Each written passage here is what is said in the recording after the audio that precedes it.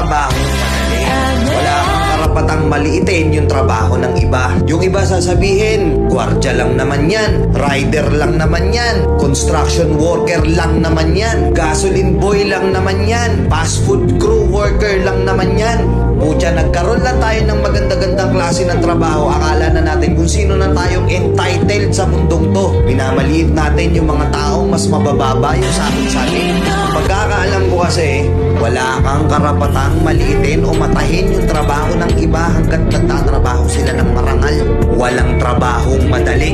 Lahat nagdadaan sa hirap. Lahat nagsasakripisyo.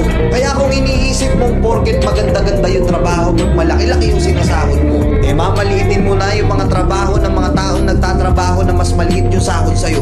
Mag-isip-isip ka. Baka bawiin sa'yo yan. Baka biglang bumaliktad yung mundo at sila naman yung umangat. Kahit anong trabaho mo, magpakumbaba ka pa rin. Bilog ang mundo, hindi palaging nasa taas ka. Kaya hanggat maaari sa lahat ng oras, magpakumbaba ka. Diba?